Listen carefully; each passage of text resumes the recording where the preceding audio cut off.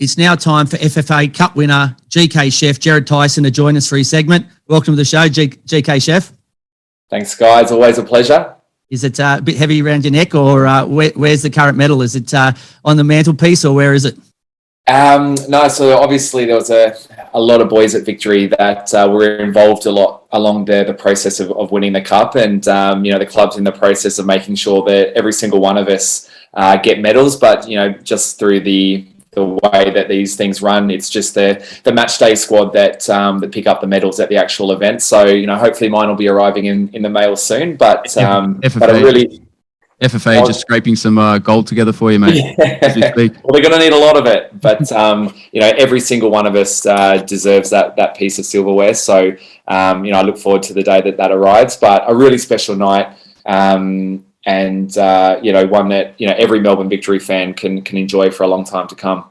Mate, you don't need that medal to never forget what you guys have achieved. It's been a sensational start to the season for you guys. So firstly, obviously, congratulations on the win. We're wrapped for you being one of the team. We were cheering the Victory boys on, and I'm a Victory fan anyway. Josh, we don't care who you support. Doesn't really matter. But, mate, you've also got married on the 24th. How was the wedding? Did everything go well? And Sarah and you seem to have, seem to be in a very great place. Yeah, that was really special for us. We've obviously gone through a bit of a life change in these last couple of weeks, relocating back home to the Sunshine Coast in Queensland, and we've got lots of exciting things happening. The first thing on our plate was obviously the wedding that, unfortunately, through COVID restrictions here in Melbourne, have sort of cancelled a lot of our plans over the last little bit. But we managed to get up there and have a really nice day up in Noosa with our close family and friends, and it'll be a memory that lasts with us for a long time. So it was really special to get that done, and then it's not too long after that we've got our daughter arriving in April. So it's just all systems go at the moment up in Queensland, and getting the house sorted, buying a crap load of nappies, and just getting ready for a really good 12 months with the family, just getting everything sorted in our new home. Well, VIG is expecting his first at the end of the month, so you guys can probably exchange notes. I've well past that. My little fella's now under 11s, and I'm way past that, but I'm happy for you guys to share stories. But, mate, as you've said, you're back on the Sunshine Coast. You've had a successful stint at the Victory, the birth of your first child, your daughter, in April, FFA Cup winner. Is there anything exciting happening in your life at the moment? If there is, I don't have time to really think about it or enjoy it. So hopefully there'll be time in the next couple of weeks once our house truly becomes a home, for my wife and I just to sit back and go, wow, that's after a tough couple of years, admittedly, we can really look forward with a lot of positivity about the exciting things to come. So it's just a really exciting time for myself and my family, and looking forward to getting up there and sitting on the couch and watching a couple of games of A-League. Well, mate, it won't be long before you're back between the sticks, I'm guessing, for the Sunshine Coast. But in the meantime, we get you on each month we nominate some players. So we nominate some homegrown as well as some foreign flavours.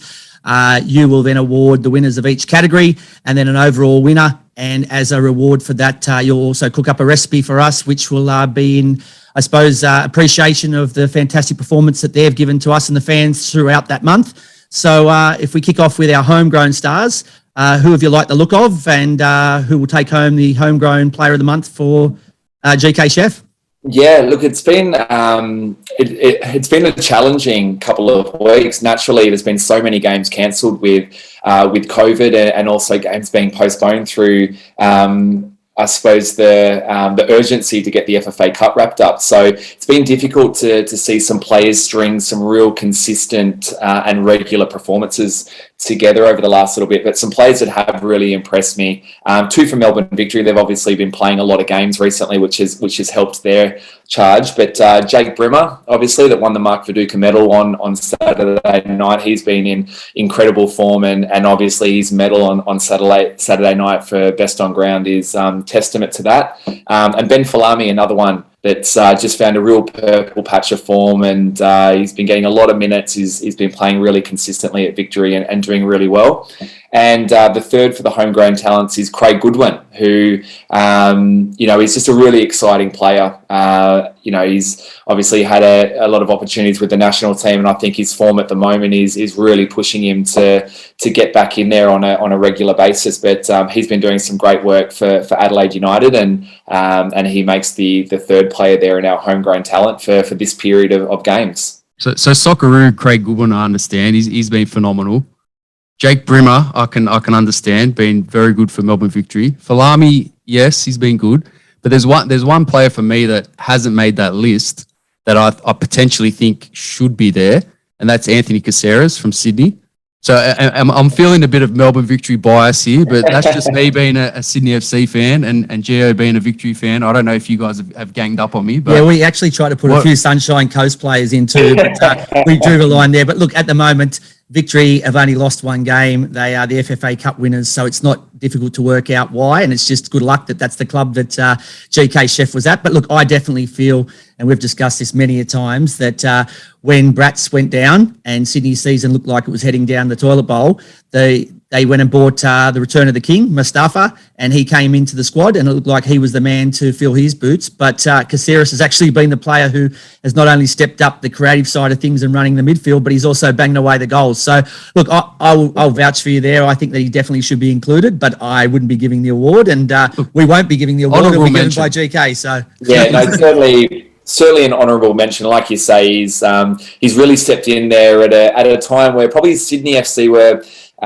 having some questions asked about them in terms of how they're moving forward this year. But the ship has certainly begun to steady, and Caceres has been a big part of that. Obviously, he's been dynamite from the penalty spot and scored some really important goals for them, and not just the goals that he has scored, but his general play for Sydney FC has been really impressive, and I can certainly see a lot of players that are around him really taking a lot of confidence from his performances at the moment. So yeah, definitely an honourable mention for Caceres.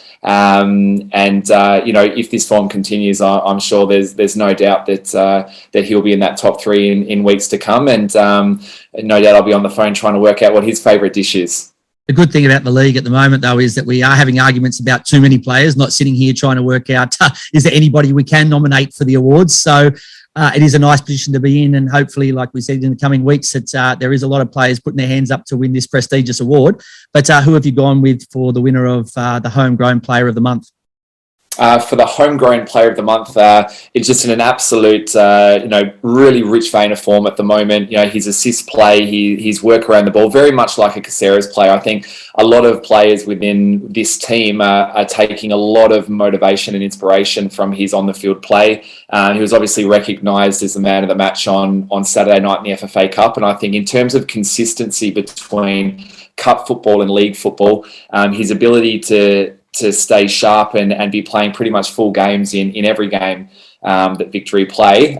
This round I've gone for Jake Brimmer.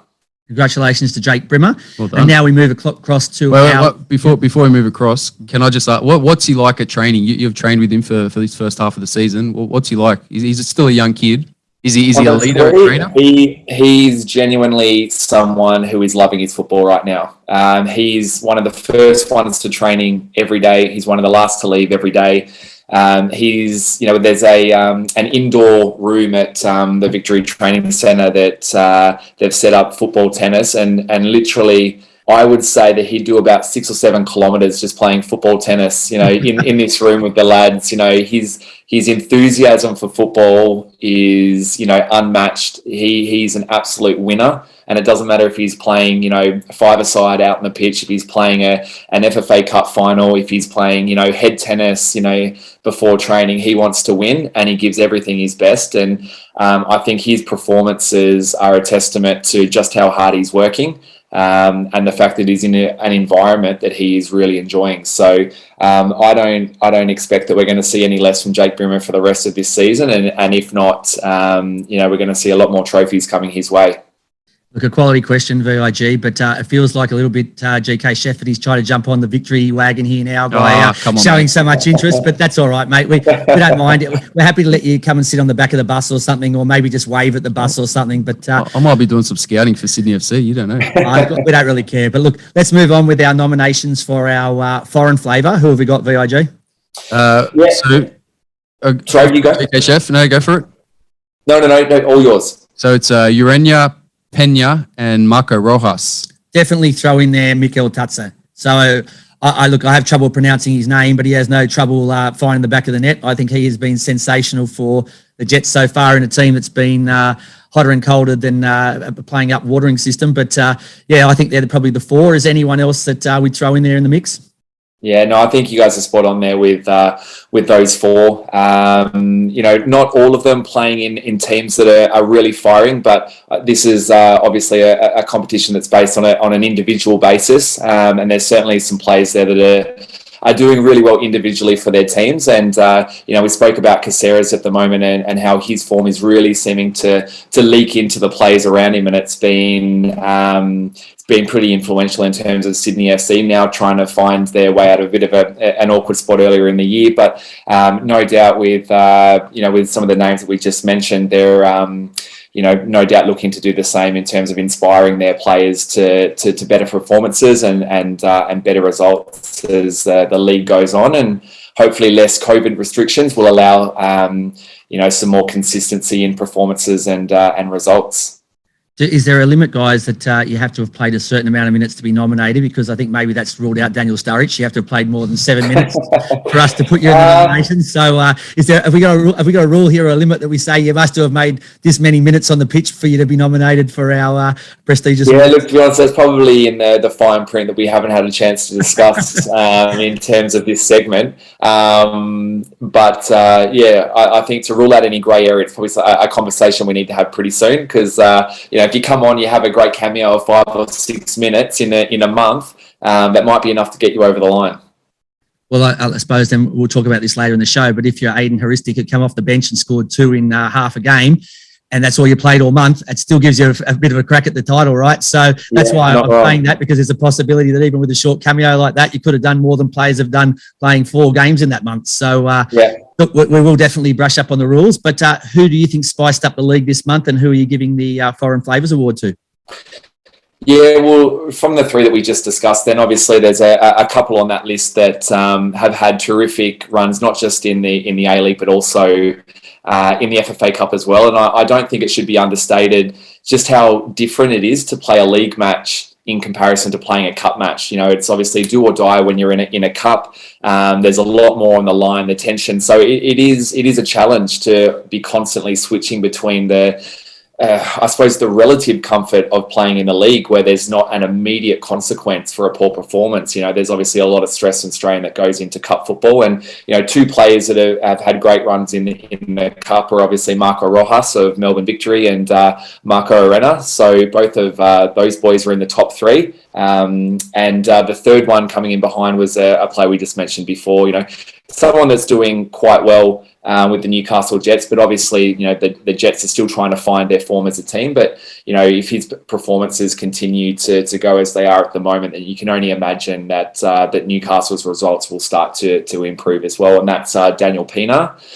So those are my 3 for the foreign flavours this period. And so which of the Marcos takes home the award?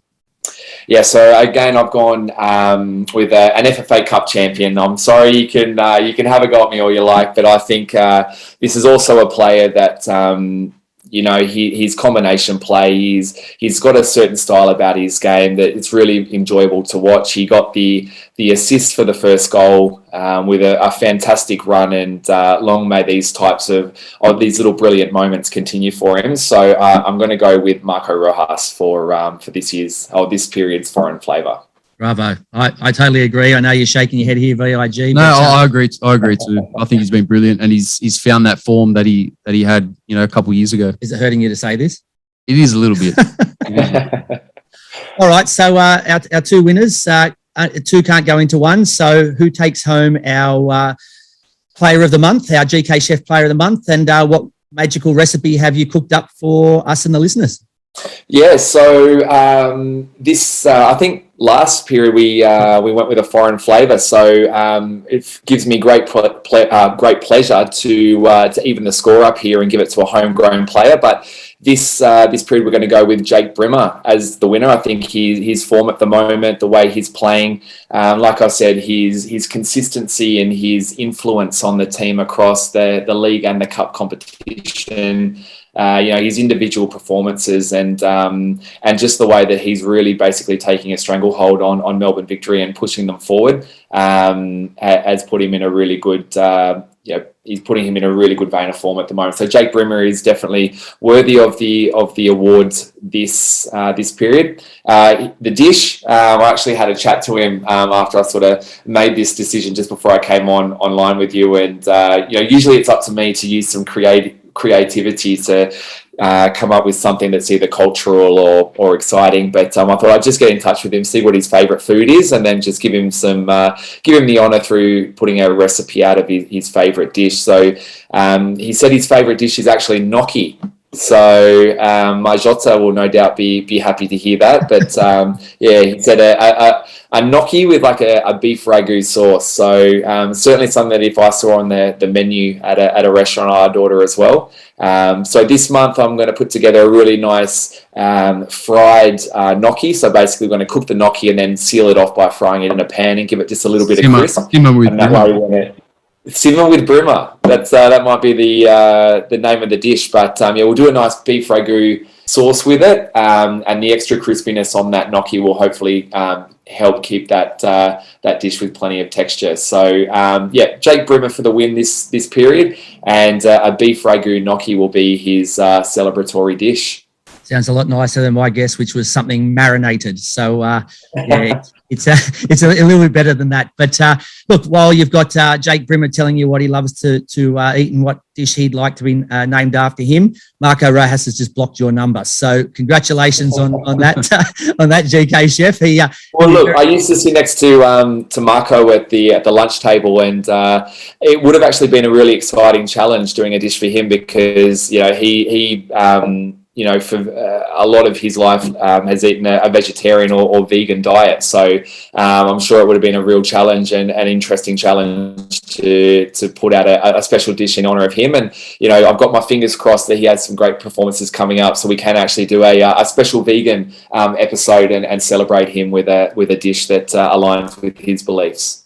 Most definitely, mate. But look, once again, thank you very much for your time. We'll catch you again next month. But in the meantime, enjoy your stay in Melbourne, as short as it may be. Enjoy your trip back to Queensland and put your feet up. You deserve a break, mate. You've now got a FFA Cup medal. I know you're going to get back into work and back into football in Queensland, but lots happening for GK chef Jerrad Tyson. But, mate, thank you very much, and we'll speak to you again soon.